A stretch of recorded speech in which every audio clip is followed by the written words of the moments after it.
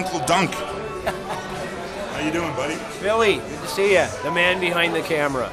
Toronto rocks. Congratulations on your new show. Thanks very much. Well, listen, everything's going great for the Dwarfs. Yes. Man. Yep. Unkledunk Records. Yep. What do you want to talk about first? Well, I think we should talk about Killer Dwarfs since that's pretty well what I'm doing full time now. The Killer Dwarfs are back, as we all know, and we're back full time, 24/7 right now. Yeah, it was awesome opening up the Rockpile back in October. Yep. And you played a couple more gigs at the Rockpile. Tell me about the Rocklahoma.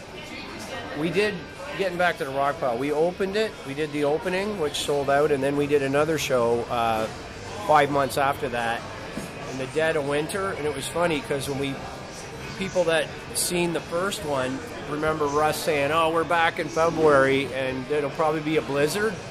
Russ actually said that, and it was a blizzard. Unbelievable. We went back to play it in February, and there was 5 feet of snow everywhere, and the roads were almost closed. And we still had a wicked turnout for that show. We were amazed. Dwarf Nation came out, braved the weather from all over. There was people there from Oshawa. We had a hell of a time getting there ourselves. We came from Ottawa. We played the night before in Ottawa, and then drove in that weather. You know, we had to drive in it as well. But anyway, God bless Toronto and Dwarf Nation because they're really supporting us. And Rocklahoma is coming up. Rocklahoma is probably the biggest festival in the south.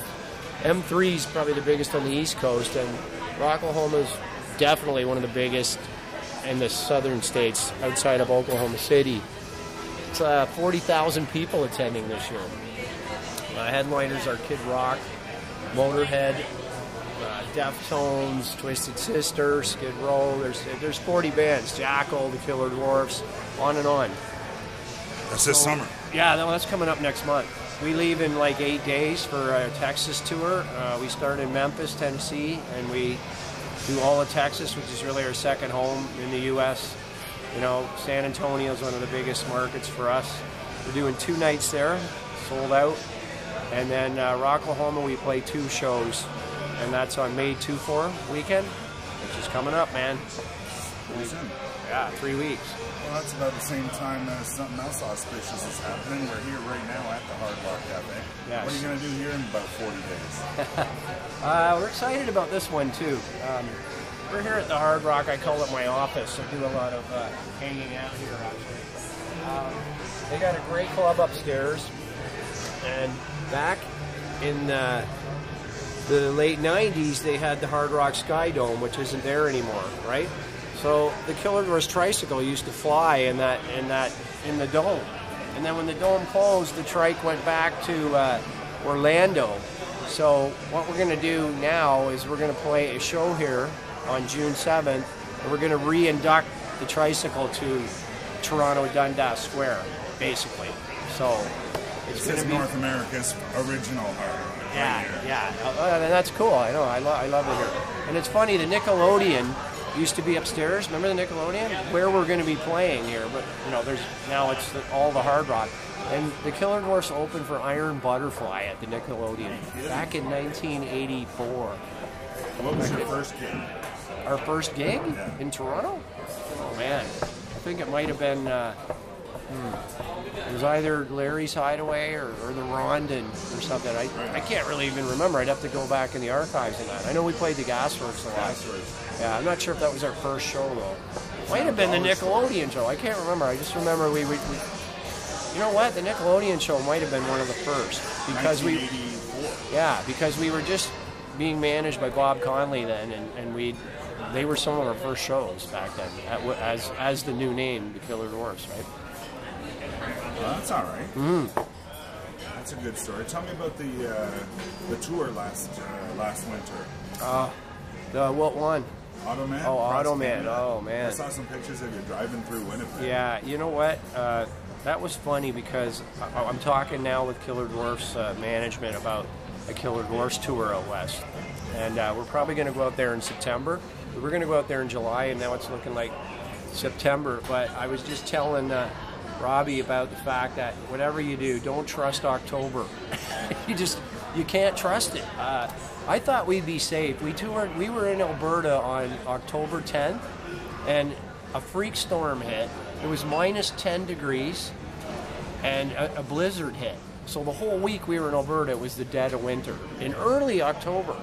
And we had a motorhome, and, you know, it's just not the weather I wanted to be stuck in a motorhome and touring out there. And, you know, it made it rough, man. We almost got in an accident once. You know, we trade off in hotels, sleeping in the motorhome and hotels both. And, you know, it just was, wow. I just didn't see that coming. And everybody out there told me, look, guys, we never get winter this early. It just was a bad luck of the draw on that one. But, yeah, it made the tour kind of miserable. I won't deny that. You met a lot of new friends. Yeah. What was the wildest show on that tour? On the Automan tour? Yeah. Probably the Winnipeg shows. We did 2 nights in Winnipeg, and that's a great market for the Killer Dwarfs to this day, and for me too when I was out there with Automan. I went out there 4 times. We opened for Iron Maiden actually in Winnipeg. Not on that tour, the one before, if you remember. I've been out there 3 times with Automan, and that was a crazy experience because, you know, Automan wasn't really the band to open for Iron Maiden, if you know what I mean. We're a blues rock band. But Dream Theater, I don't know, something happened with them. They dissed Winnipeg, and it was the only city they didn't play on the tour. And I just happened to be out there. I was already out there. And being friends with Steve Harris, we just easily connected for Automan to open.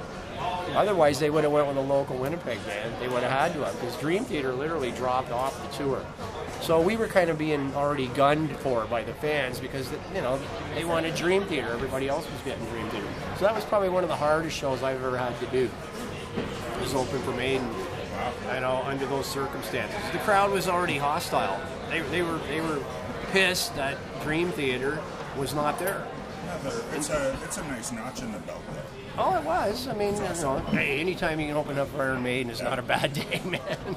We had a great time, don't get me wrong. I just say the Winnipeg fans were highly rude. The rudest fans I've ever experienced, like, at that level anyway. You know what I mean? Okay, since, so you've been in this about 30 years-ish? Yeah. Well, what's the hardest show you've done now? As a singer, for sure, by far, that Winnipeg show. As a drummer, I don't know, none of them are hard. They're all good. I don't have any hard shows. They've all been good, man. All the Killer Dwarf stuff's been a blast. It's been Maybe fun. the one where the road treated you the worst. Oh, there's countless times, especially back in the early days when the Dwarfs first started out. Every band starts out somewhere, right? And we used to do some stupid stuff. Like, I mean, just to get to shows. We used to climb on top of PA speakers in vans, completely illegal, and ride to shows. So like Russ would be laying on top of PA in a van rented from Budget Rent-A-Van. So if you ever rolled, you're all dead.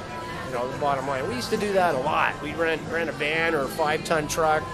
Remember, because Russ is the smallest, he'd have to ride behind seats sometimes of the thing. It was just, if we ever got pulled over by the police, forget it. You're instantly busted. And it was suicide. I'm just glad none of us were ever killed because we did whatever we had to do to get to shows in the early days in the cheapest way we could. And that's, any band starting out will tell you they have no choice to do the same thing. Depends how dedicated you are to your business.